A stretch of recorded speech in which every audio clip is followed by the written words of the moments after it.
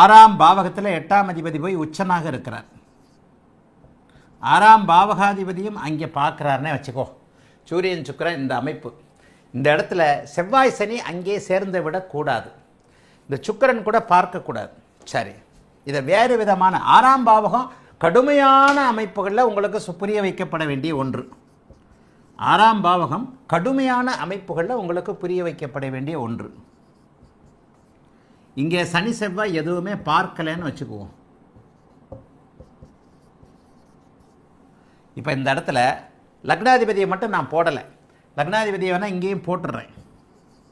6ஆம் பாவகாதிபதியை விட லக்னாதிபதி வலுவாக இருக்கணும், 6ஆம் பாவகத்தை விட லக்னம் வலுவாக இருக்கணும். இப்போ இந்த இடத்துல என்ன தசை வருகிறது என்பதை பொறுத்துத்தான பலன். சந்திர தசையே வந்துருச்சு. அட்டமாதிபதி 6ஆம் வீட்டில் பௌர்ணமி சந்திரனாக இருக்கிறார். இப்போ இந்த இடத்துல கஜகேசரி யோகத்திற்கு எதிரி 6ஆம் பாவகம் தருவது கடன், நோய், எதிரி, வேலை, அடிமை. இதுதான் அதனுடைய முக்கியமான காரகத்துவங்கள்.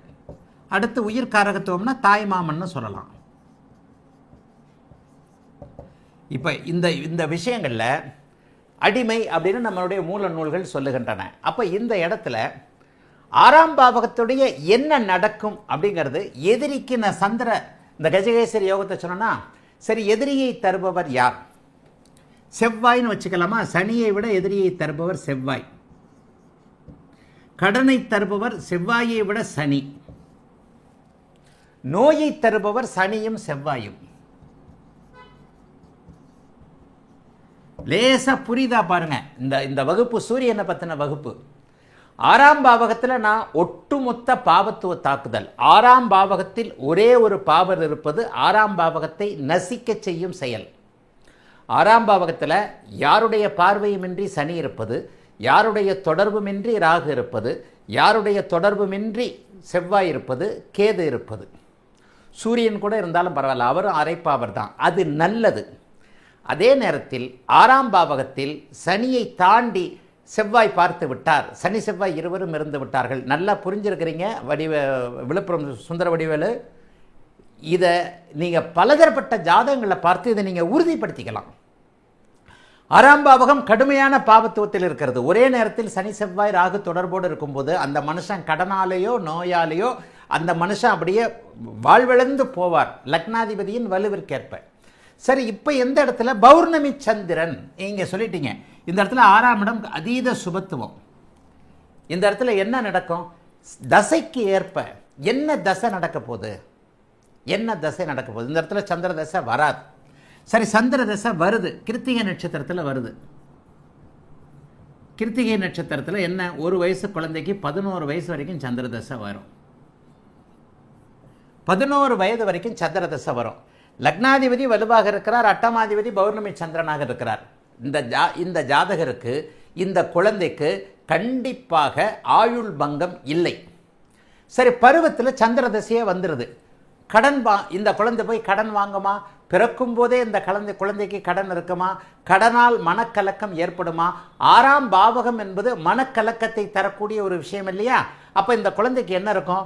கண்டிப்பாக இந்த குழந்தைக்கு நோய் இருக்கும். 6ஆம் பாவகம் இயங்கும் பொழுது அந்த குழந்தைக்கு என்ன இருக்கும்? நோய் கண்டிப்பாக இருக்கும். இந்த ஜாதகத்தின் அடிப்படையில் அது இப்போ நான் சொன்ன மாதிரி, பழைய இதில் சொன்ன மாதிரி, சகோதரன் இறந்து போவானா மனைவி இறந்து போவாரான்றதுல 90% பேர் 7ஆம் பாவகத்தின் அடிப்படையில் நீங்கள் கணிச்சிங்க. ஆனால் தசையின் காரக அமைப்பில் அவர் சகோதரன் இறந்து போவார்ன்றதை 10% பேர் தான் போன பிரீமியம் வீடியோவில் சொல்லுவீங்கன்றதை எதிர்பார்த்தே நான் போட்டேன். நான் சொன்ன மாதிரி 10 பேர் தான், சுந்தர வடிவேலு உங்களையும் சேர்த்து கரெக்டான பதில் சொன்னவங்க. அப்போ இந்த இடத்துல 6ஆம் பாவகத்திற்கு என்ன தசை? இதை இப்போ கொண்டு வர வேண்டாம், சூரியனை மட்டும் கொண்டு வரேன், சூரியனை மட்டும் பேசுகிறேன். இந்த 6ஆம் பாவகத்திற்கு என்ன தசைகள், ஹவு டு ப்ரெடிக்ட்னு வரும்போது நான் ஒவ்வொரு விஷயத்தையும் அங்கே பொருத்தி காட்டுறேன். உண்மையிலேயே எந்த வயதில் என்ன தசை வருகிறது என்பதை வைத்து தான் 6ஆம் பாவகம் சுபத்துவமாக இருக்கிறது. 6ஆம் பாவகம் இயங்கக்கூடிய அமைப்பில், 6ஆம் பாவகத்தில் இருக்கக்கூடிய கிரகம் இயங்கக்கூடிய அமைப்பில் உங்களுக்கு 60 வயதிற்கு மேலே உங்களுக்கு அந்த தசை வருகிறது. அந்த தசையின் அமைப்பில் நீங்கள் எப்படி மேட்ச் பண்ணணும்? கடனை தரக்கூடியது சனி, நோயை தரக்கூடியது சனி செவ்வாய் இரண்டும், எதிரியை தரக்கூடியது செவ்வாய், வேலை அமைப்புகளில் என்னென்ன இருக்குது அந்த வயதிற்கேற்றாற் போல தானே நீங்கள் ப்ரெடிக்ட் பண்ணணும். அதுக்கு தான் நான் உள்ளுக்குள்ளே பாவகத்திற்கு உள்ளே இருக்கக்கூடிய அந்த ஆதிபத்தியங்களை எப்படிப்பட்ட கிரகங்கள், நான் 4ஆம் பாவகத்தை வச்சே சொல்லி கொடுத்தேன் இல்லையா. சுந்தரவடிவேலு அந்த வகுப்பில் நீங்கள் இல்லையா. 4ஆம் பாவகம் கல்வியை கொடுக்கக்கூடியது. 4ஆம் பாவகத்தில் என்ன, 4ஆம் பாவகம் கொடுக்கக்கூடியது என்ன, அம்மா, படிப்பு, வீடு, காரு. இப்போ இந்த 4ஆம் பாவத்துக்கு அம்மா சந்திரனுக்கு காரகன், படிப்புக்கு புதன் காரகன், வீடு வாகனத்துக்கு சுக்கிரன் காரகன். அப்போ இந்த இடத்துல 4ஆம் பாவகம் என்ன பலனை தரும். நீங்கள் இப்போ 6ஆம் பாவகத்தை கேட்குறீங்க, நான் 4ஆம் பாவகத்தை சொல்கிறேன். ரெண்டும் ஒன்று தான். கல்வி படிக்கிற வயசில் 20 வயதுக்குள்ளே வரும்பொழுது அதனை நீங்கள் புதனை மேட்ச் பண்ணி, அந்த நேரத்தில் படிக்கிறத தவிர வேறு வேலை இல்லை. நம்ம இன்றைக்கி நம்ம சூழ்நிலையில் நம்ம 15-20 வயசு வரைக்கும் படிக்கிறதுக்கு தான் முக்கியத்துவம் கொடுக்குறோம். அப்போ அந்த இடத்துல புதனை மேட்ச் பண்ணி 40 வயதில், இப்போ எனக்கு 60 வயது 50 வயதில் எனக்கு புதன் புக்தி வரும்போது ராகுதசை புதன் புக்தியில் எங்கள் அம்மா இறந்து போவாங்கன்னு நான் கணித்தேன். எப்படி கணித்தேன், எங்கள் அம்மா, எனக்கு வயசாகிடுச்சு, எங்கள் அம்மாவுக்கும் அந்த நேரத்தில் 68 வயது, நோயுற்று இருக்கிறார்கள் அந்த இடத்துல. அப்போ அந்த இடத்துல எனக்கே சின்ன வயசில் புதன் புக்தி வரும்போது இதே ராகுதசை புதன் புக்தி சின்ன வயசில் வந்திருந்தால் எங்கள் அம்மா இறந்துருப்பாங்களா, இல்லை. அப்போ அந்த கல்வி அமைப்புகள் தான். சுக்கிரதசை புதன் புக்தியில் என்னுடைய கல்வி கெட்டது. சுக்கிரதசை புதன் புக்தியில் என்னுடைய கல்வி கெட்டது. படிப்பை நிறுத்திட்டு நான் மெட்ராஸுக்கு வந்துட்டேன். அதாவது கல்வி தடைப்பட்டது சுக்கிரதசை புதன் புக்தியில். ராகுதசை புதன் புக்தியில் என்னுடைய தாயார் இறந்தார். மிதன லக்னத்திற்கு புதனாகிய நீச்ச புதனாகிய அந்த கிரகம் அந்த தசாபுக்திகளுக்கு ஏற்ப ஒரு நிலையில் என் கல்வியை கெடுத்து கடைநிலையில், இப்போ இதுக்கடுத்து குருதசையில் புதன் புக்தி வரப்போகுது. அப்போ குருதசையில் புதன் புக்தி அந்த நேரத்தில் என்ன செய்யும், உயிர் காரகத்துவத்தை கெடுத்து விட்டது, மிக முக்கிய காரகத்தை கெடுத்துருச்சு. இப்போ குருதசையில் புதன் புக்தி என்ன செய்யும்ன்றதை அந்த நேரத்தில் அதற்கேற்றாற் போல ப்ரெடிக்ட் பண்ணி, இப்போ என்னுடைய ஜாதகமே உதாரணமாக புரியுதா. சுக்கிர திசை புதன் புக்தியில் என் கல்வி கெட, ராகு திசை புதன் புக்தியில் என் தாயார் கெட. இப்படித்தானே நீங்கள் 6ஆம் பாவகத்தை பற்றியும் நீங்கள் புரிஞ்சுக்கணும்.